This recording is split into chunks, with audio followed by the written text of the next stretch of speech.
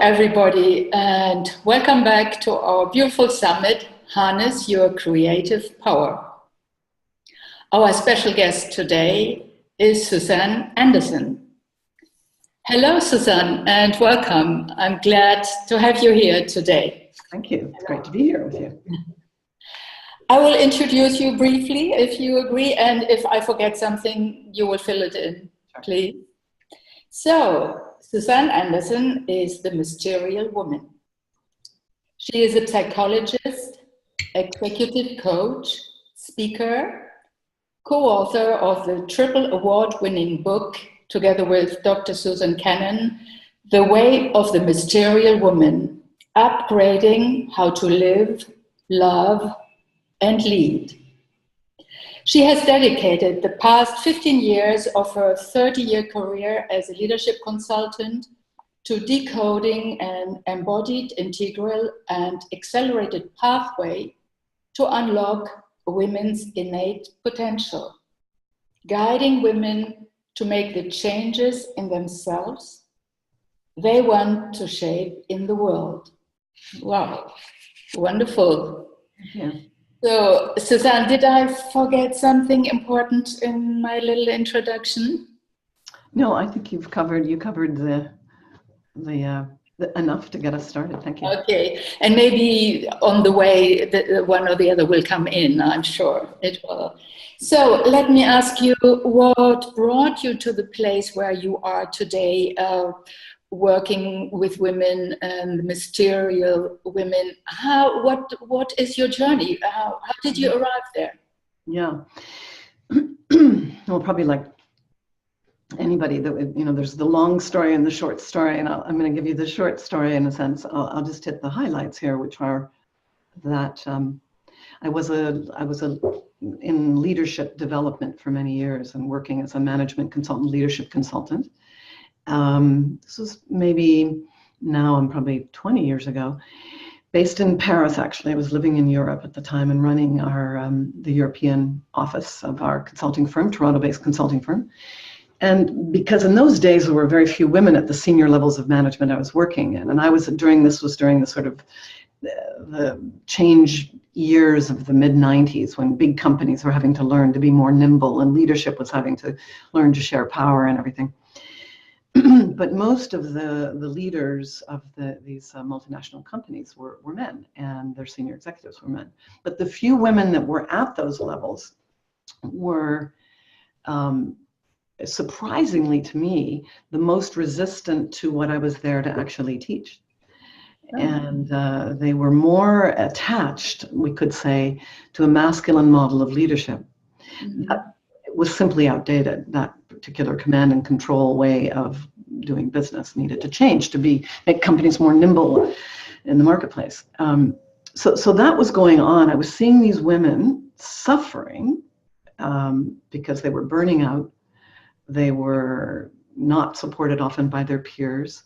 They were struggling, and they were the most resistant to change. So that was one piece. But at the same time, I went to Bali in Indonesia, my own journey, and to visit my sister. And while I was there, I had a profound, what I would call now a spiritual awakening, I guess. I had the experience of being, the best way to say it is just when I was meditating, I lost my sense of ego, my small self, and for a period of a couple of days was just in this state of bliss, really, of union with what I would, I had no way to understand this then, although I had a spiritual meditation practice at that time. This was out of my league of understanding of, but now I would say, I understand this as a sort of divine feminine essence. Like it was penetrated by, had this experience of union with. And during that time, the question came to me in the meditation, the invitation really, would I help to midwife the deep feminine on earth? When I eventually came out of this state, I had absolutely no idea what that meant. I was a management consultant based in Paris, working mostly with men. And but I knew that I'd also said yes to something. So within a very short period of time, within a couple of months actually, I left my firm and I opened a private practice based in Paris, working mostly with women. And my practice was filled within, weeks, because that was at a time when, as I say, where women were struggling so much. And I was like one nanosecond ahead of my clients, trying to figure out what was the dilemma for women right now, that they couldn't offer what seemed to be needed in the world I was in, which was business. They didn't seem to have access to some of their feminine nature, and they were resistant to doing that. What was actually happening? And then at the end of a year, I realized I had more questions than answers, and went back to graduate school to understand more about how women actually develop. Yeah. So these were business women. Yes. So it was about leadership also. Well, I actually called my work soul journey work. But I had a very strong reputation as a consultant. I had I was teaching at a business school in Fontainebleau and INSEAD near Paris. So I had the credentials, you could say, to be taken seriously as a leadership consultant. But I was really saying, I'm interested in leadership from the inside out. And so the work was really the deeper investigation of what was blocking women's creative potential at that time. Okay. That's, believe it or not, that's the short version. So there is a longer version as well, then, evidently. Yeah. And are you only working with women? Is your service and also let's say the message that you got in Bali, is it for the feminine or is it for women? Right, it's a great question. It was I would say the inspiration or the invitation in Bali was not about women particularly. It was awakening the deep feminine. That would be in men and women, for sure. And the way I view feminine and masculine is sort of a Jungian perspective of this feminine, yin and yang aspects in men and women. What I found, and as I mentioned, a lot of my work prior was with men because of the levels I was working at. But actually, the research that I did in my university programs after I went to graduate school, and I actually went to graduate school expecting to read the books about women in development, that I assumed somebody had done this research. And there was one, Carol Gilligan, my colleague at Harvard, who wrote in a different voice, who was actually speaking about women in development, but did some of the research around how women develop, and to see that it was actually different from men. But in the end, I found, wow, there really hasn't been this research. So that's what I did for 15 years in my programs. And when I was doing them initially, women would kind of come in secret to these programs because they didn't want, in a way at that time, this was in the early 2000s, to be seen as a woman doing a women's leadership program. Now, today, in fact, I was then, I think, the only university women's leadership program. Now almost every university has some women's leadership program of some kind. And, but what I really found in working with women was they needed to come, and I still find this today. We need to be in a cohort of women right now. My own research was actually around women in development, and the path that I lay out in my book is based on women's development. I have had many men, of course, read the book and are very interested, and would say that there are many similar, the ways that I've distinguished feminine and masculine, they would see in men, as I would too. But is the path exactly the same? This I can't. I can take a guess, but it's not. I don't have the research to prove that. Okay. And when and how did it come to the Mysterial Woman? Yes, right. Well, it was actually after about 10 years of the work, and we'd had enough women through our level 1 and level 2 programs that we were really starting to see what I've sometimes called a new species of women. I mean, literally women with capacities that I just haven't seen before. And we were calling our graduates integral leaders at one point. We were calling them full presence leaders. None of these words really held the elegance, I would say, of what we were actually witnessing.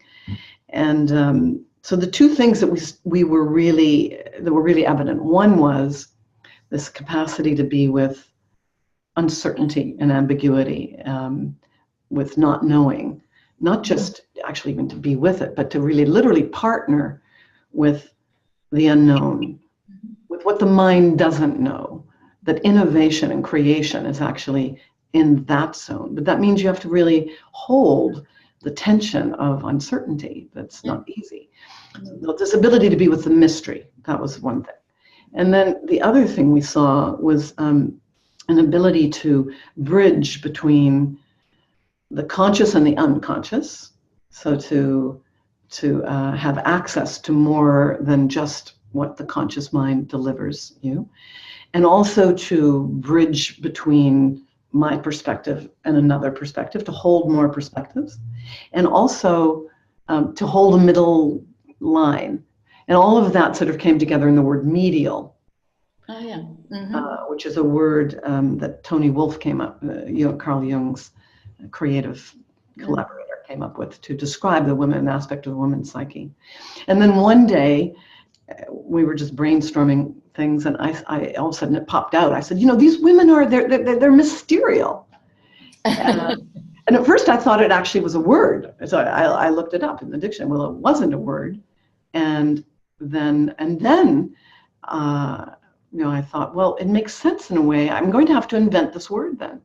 Because if what I'm saying in my work, and I lay this out really clearly, I think this capacity that is where we really cultivate all of our feminine and masculine essences is new. It has never been seen before. We aren't going back to be creative the way we used to be, that we're actually on the frontier of evolution, the frothy edge, I sometimes call it. And therefore, if this is true, then we would need a word to describe this way of being, because it hasn't been seen before. So I felt, all right, I'm going to invent this word, and it's mysterial. Okay. Yeah, wonderful. Mysterial. Now, I read somewhere when I looked at your site and here and there that you talk about the extraordinary, that we have the extraordinary coded within us. Yes. My question to you is, what is extraordinary? What is it that you refer to that we have in us that is extraordinary? Extraordinary, yes. Well, actually, that's a good segue from the question you just asked about mysterial, because the way I think about it, and the image would be like the way the oak tree is put in potential inside the acorn. Kind of hard to believe that this enormous oak tree arises out of this tiny acorn. But the blueprint is actually there. You could say the template is there. And I feel the same way about these new ways of being and doing in the world, that this is a code within us, and it's actually waiting to turn on. And it's turning on now through the pressures of evolution herself. This is always how we've developed over time. I mean, we know this from, looking back through time, that evolution happens when we basically, Einstein said it well, this well-known quote, we can't solve the problems of today with the consciousness of yesterday, right? Well, that's really a developmental statement. That is to say, not that we need new skills per se, we need a new consciousness that probably would have new capacities or skills involved. We need a new consciousness to look at the problems that we created with the old consciousness. And so I would say this mysterial potentiality is extraordinary. It's actually a kind of genius. I've seen this happen. I've seen women living this, actually awakening this like a hidden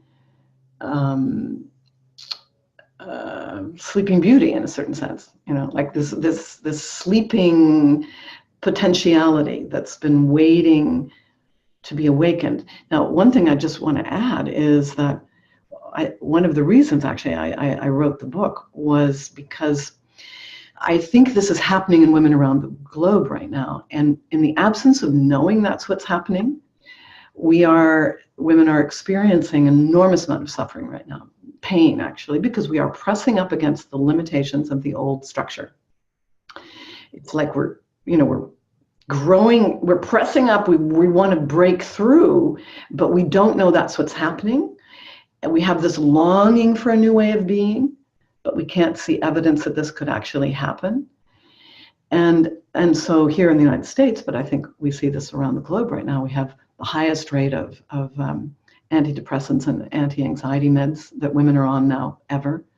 Highest suicide rate in young girls.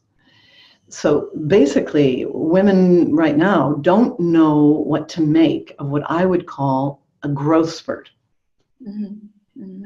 That's trying to set free this extraordinary potential. Mm-hmm. And as a midwife here, how are you helping? What's your part in there to carry the women or to support the women? How do you do that to help them give birth to this potential that's inside, this extraordinary potential? Right.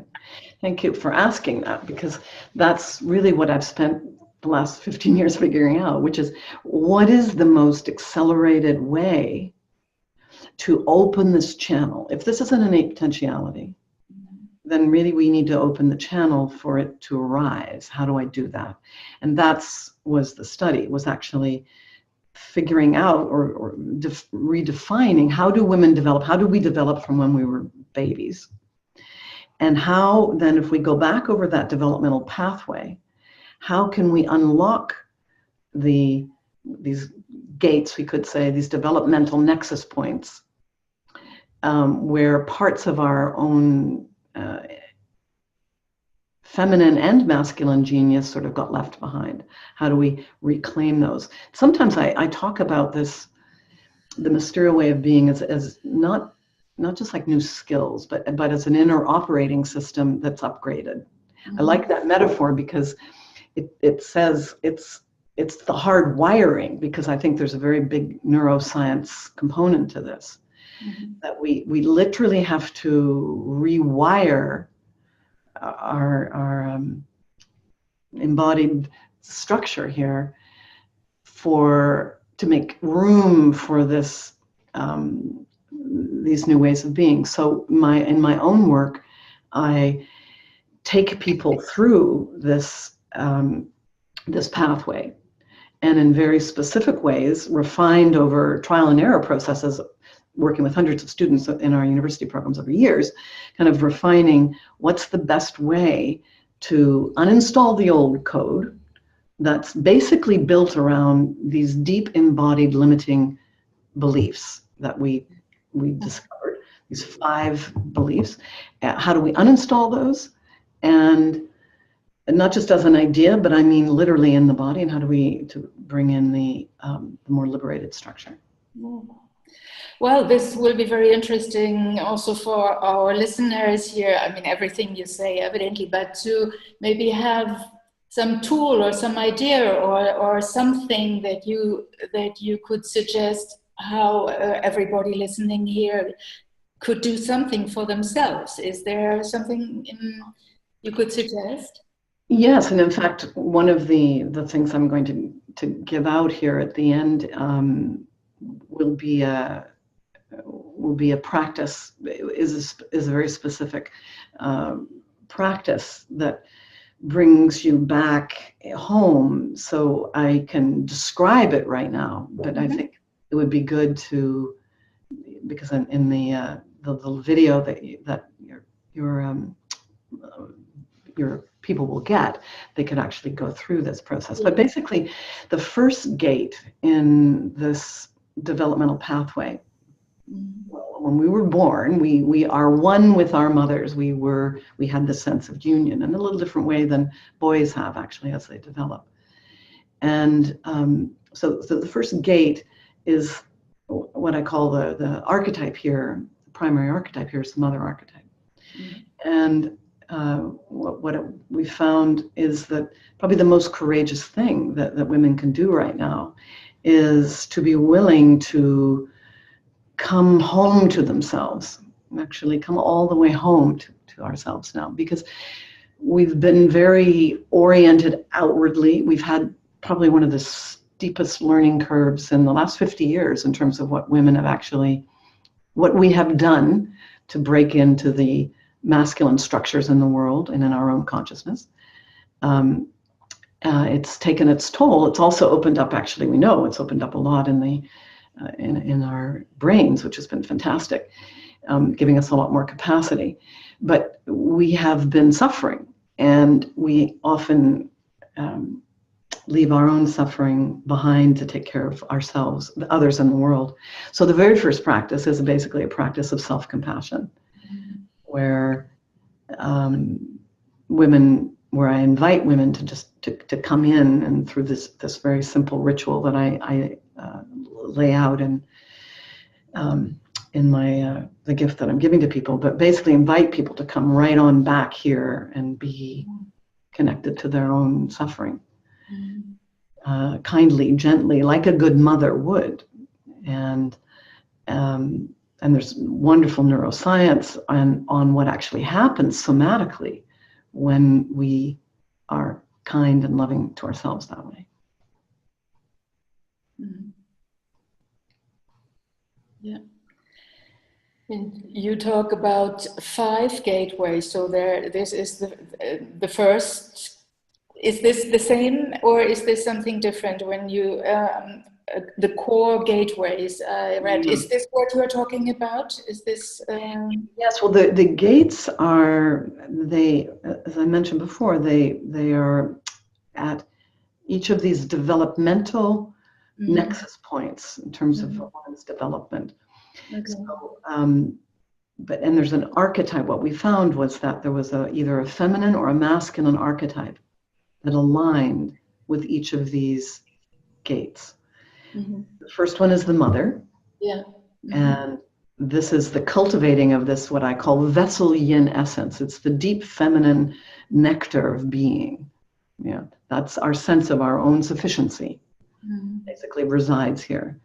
But that arises in a polarity with a masculine essence, the more familiar masculine essence that's sort of fiery, that I call the hero. And that is the part of us that's able to make things happen, that sets goals, that has agency, that penetrates the world. Take action. Take action in the world. This first feminine masculine polarity is the most well known. I think one of the contributions that we're making, and our book is making, is to say, well, that actually doesn't quite lay enough of the feminine and masculine out. So that's the first 2 gates. The third gate actually takes us to another masculine expression, which I think is different than the hero. And it's a more feminine masculine. So it's actually the ability to take a stand in the world, to build the structures of an adult life that allow it to grow and develop. That's different than the sort of fiery agency. And the archetype here is the father. And then the opposite, the father, what arises, the feminine that arises in that second polarity, the 4th gate, is a dynamic feminine. It's not like the mother. It's actually spontaneous and sexual and wild and inchoate and kind of able to be with the chaos. And the archetype here is the maiden. And then the 5th gate is really it's a whole quantum leap. Actually, in my book, you can see how it's the 5th synthesizing essence that finally is a part of our nature that lets us be like the air traffic control between all of these yin and yang essences, able to bridge between feminine and masculine. And then the archetype here is the wise woman or the crone. Mm-hmm. So that's the fifth gate. Okay, yeah, thank you. Now we have artists amongst us here listening, and who are also interested in the creative part of our discussion. And I think you do artwork as well. Is this right? I'm especially since I'm sure there are real artists here. I love to. I would say I express through music and movement, and also dance, and also through visual journaling. And I've done different arts over the years, and art is and the visual experience, the imaginal, is a very deep part of the work that I do with women. Yeah. Mm-hmm. Oh, then, yeah, with the visual, you just said the word, because my question is there anything you could say how to deepen or how to access this creative side, maybe part of the extraordinary? I don't know. That's what I'm saying now, but if there's anything you could help us with to access and spark the creativity that's in us as well. Is there something you could say to that? Well, I'm going to say the same thing I said before. I think one of the biggest things the capacities we can cultivate right now is to be with what is present. Mm-hmm. So, for example, when I have women in a practice that I learned years ago from a book called The Artist's Way, which was very well known by Billy Cameron, called Morning Pages. I have people in this practice, basically, which is a practice of writing, stream of consciousness writing, first thing in the morning when you just come out of the dream state and you're heading into your day. And the reason I've done this myself for probably 20, 15, 17 years, and my students have done it for as many years as I've been teaching, the reason it's potent is because we don't often give ourselves permission as women to have the experiences we're having. That's not nice to think that. That's not nice to feel that. I don't want to have that thought, or I don't want to have what I feel in my body. And basically we override all of that to go and try to make art, to go and try to be creative in some way. But of course it's operating under the unconscious the whole time. It's like the iceberg theory, where the bulk of the iceberg is under the surface of the water, and it's the thing that's really shaping our day. So that's just a very simple practice, 15 minutes, writing everything you're actually experiencing and what you're actually feeling, and in a way that's uncensored. Yeah, I can just agree with you, because I practice it as well, and it's a very cleansing process.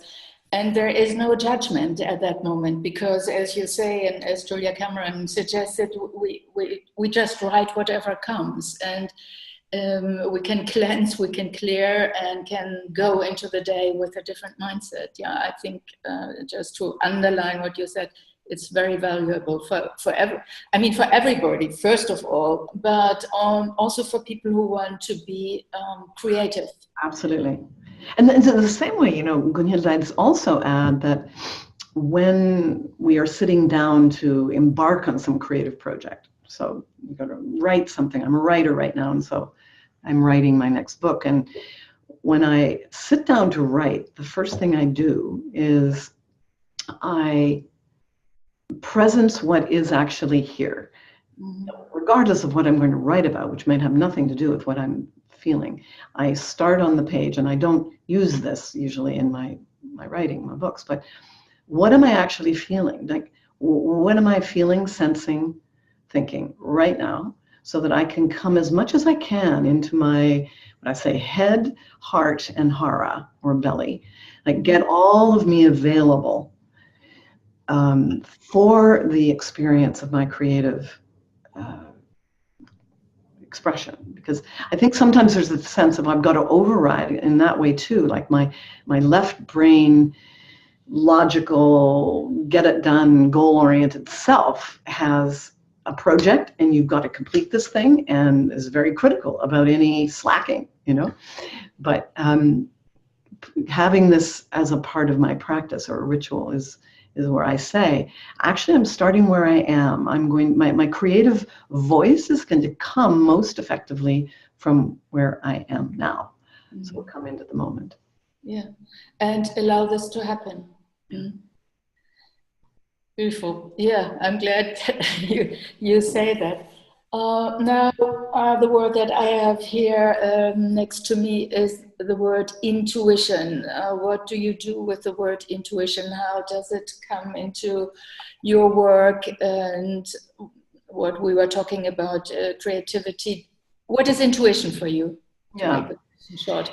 It does come into my work very much. So it's actually a capacity I teach in the fourth gate of the maiden, because I think it arises then in its fullness, but it requires all the other gates to be open prior to it.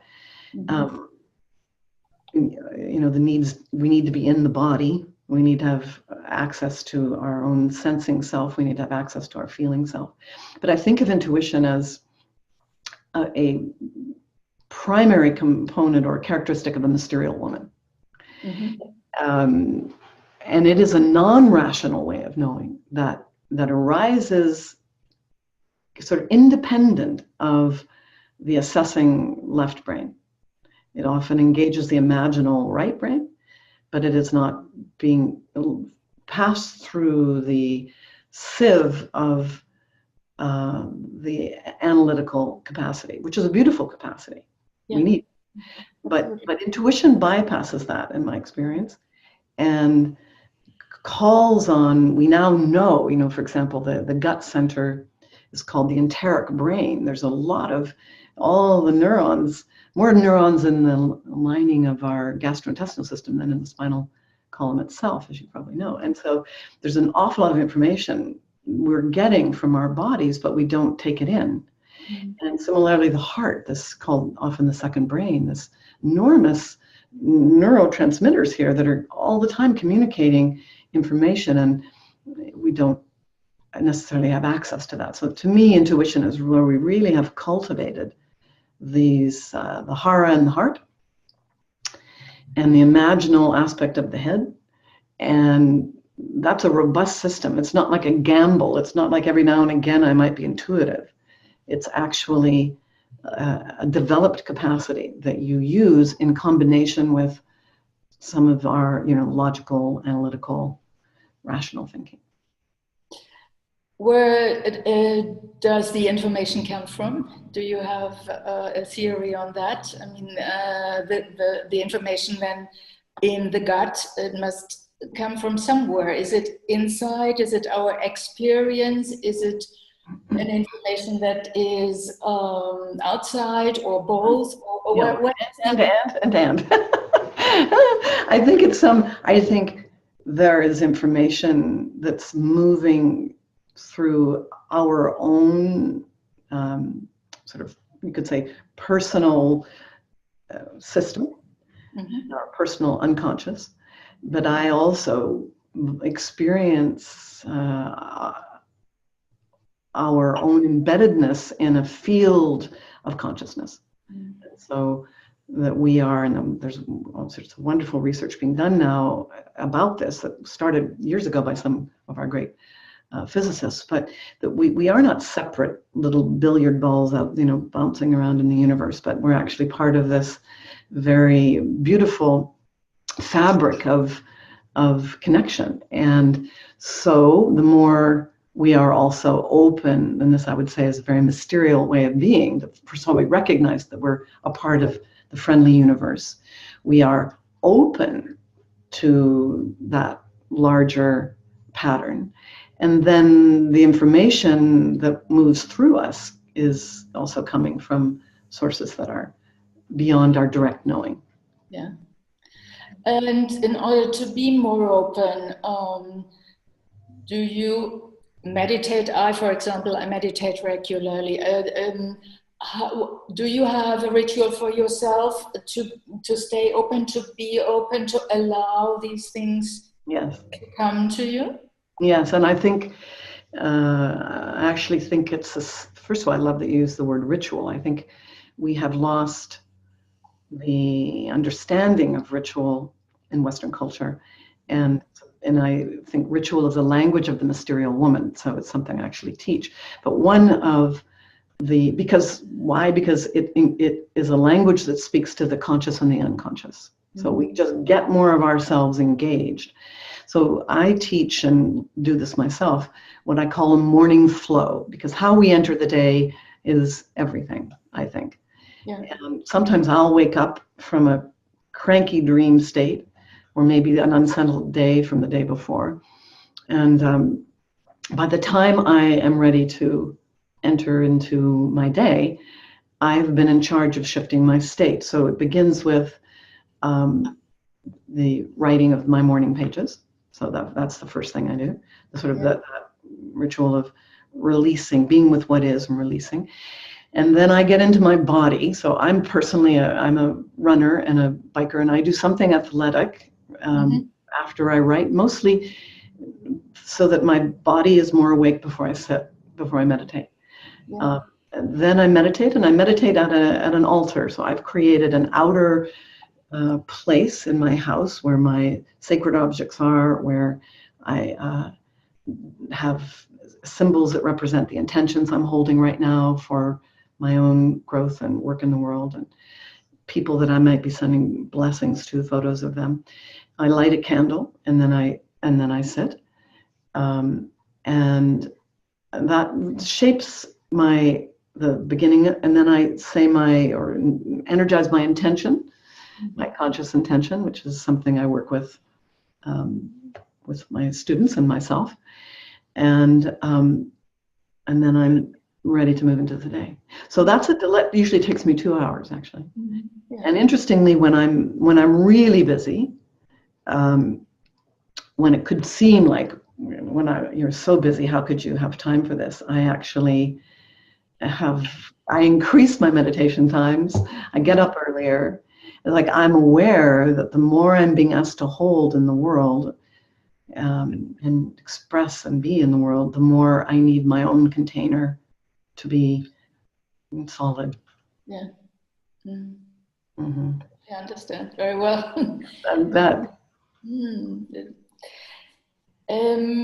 Now, coming back to leadership and the feminine and women, and you said in the beginning that there is a shift, or I call it a shift, or you didn't say a shift, or a paradigm shift, or there is a change in. Do you think that women now also have to take a more leading role in society in general, or in our world? Right. Well, I certainly do, actually. I think, but then the question becomes, what kind of leadership? Yeah, what kind of leadership? Right. Yeah. Dalai Lama said, when he was actually here in this region in Vancouver a few years ago, he gave that well-known talk that's been quoted many times, where he said, the world will be saved by the Western woman. And a lot of people use that as like, that must mean something. And I think he was saying something true, that the world, we are needed to lead. But I don't think he was saying just because we're a woman. I think he was saying women who have cultivated the fullness of their consciousness. And that, to me, is all of the feminine and the masculine capacities, and then weave them together into this way of being that I call mysterial, but we could call it anything. We could call it just literally a new way of being. Now, those leaders, I think we need. We absolutely need, because and this, as I said before, the problems that we are facing today, the complexity of the problems we're facing today, require women who have simply more capacity. And I think women have, this is true for men too, the same principle is required. But I sense that, and that's why I'm dedicating my own energy here right now, if we can't get this right, we're in big trouble. If the experiment, we could say, the breaking into the masculine building, let's say, to try to break through that glass ceiling, that was a piece of work we had to do, I think, in consciousness, in terms of the neural wiring, we had to do it in culture itself. We had to actually get to be in positions. But now I think we have to really question the building we're in. I don't think we're in the right building. So we're trying to bang through a ceiling of an outdated way of being. Those leaders, I think, those women of the future, we are going to be needed, and we are going to need each other, because it's a lonely and challenging path. All those of us that are doing this, and we are, as women, are also used to be with sisters. Yeah, there is a sisterhood there. There is something, I would say, also belongs to us women, to be with sisters and support each other. Yes. Well, ideally, I will say one of the biggest challenges I think women still have is even, like, you could say, the coding in us from an evolutionary perspective to be jealous of you or competitive with you, because we're fighting for that one man, that's going to save from an evolutionary perspective, that's going to allow us to have the babies, that it's going to allow us to continue our lineage. So what we're really up against here, and I think it's happening, is the rewiring, where we do not see each other as threats in the same way. We really want to create the conditions for one another to flourish. And that I don't, the whole thing of, like, if you're powerful and beautiful and radiant, I can't be. There can't be two of us in the room at the same time. So either I'm going to kill the queen, I call it. Either I'm going to kill you or have to reduce myself. So how can we really create the sisterhoods today where we are really, energizing each other's wisdom, love, and power? Well, we cannot do that unless we have that in ourselves. We just won't do that. Okay, just wanted to add something, since I'm working also with men here in Brussels. Just to add, I feel I have to do that. They are suffering as well. I just meant to say that.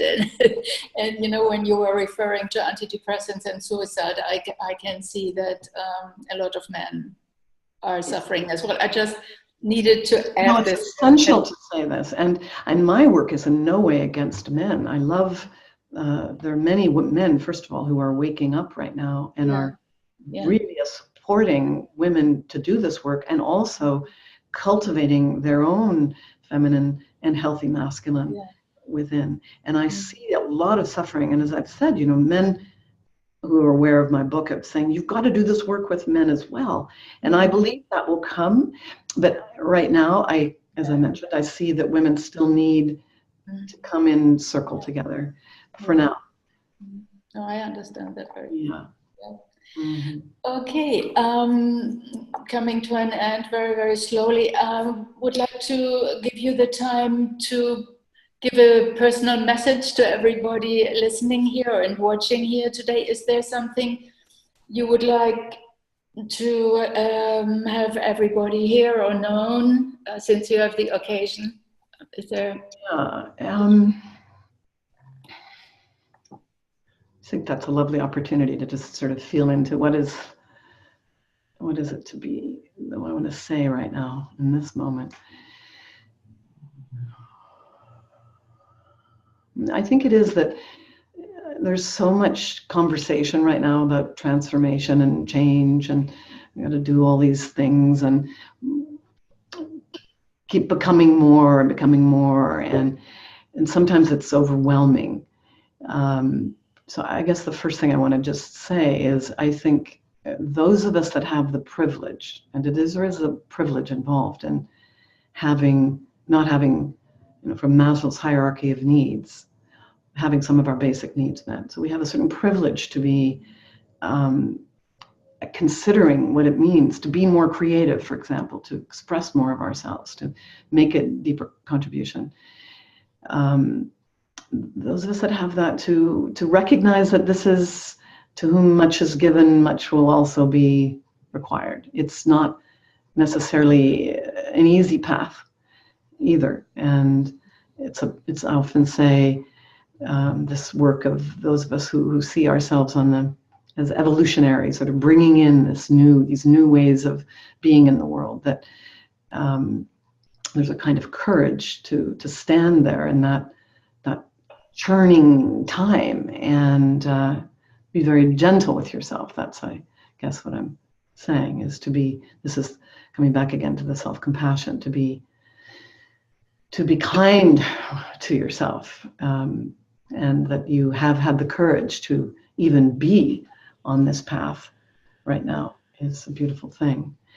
And I'll be giving through Gunhild a gift. My gift to you is I want to share the 5 limiting and liberating beliefs that we found, the deep limiting beliefs that are part of the code that I think is holding us back. And we found this consistently in women, these 5 beliefs, and I think you'll recognize them when you see them. And then the liberating beliefs that are part of the new code. And then I give you a practice to actually get started.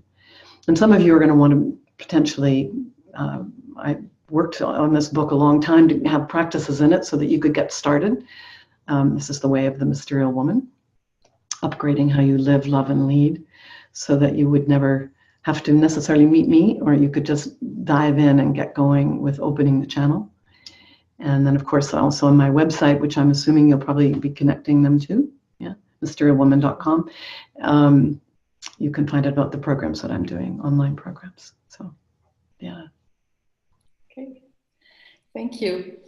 Yeah, just to add that you will find all the information on the page, everything that you need in order to get the beautiful gift, and all the other information will be displayed on the page. And Suzanne, I thank you so much for this wonderful conversation that we had, this exchange. And you just said so that you don't have to meet you, like our audience can buy the book. Would be lovely to meet you anyway. Yeah. Right. Okay. But for today, I have to say goodbye. I say goodbye to you, Suzanne, and goodbye to everybody. And thank you for being here today and watching our program. Bye-bye. Bye-bye. Thank you.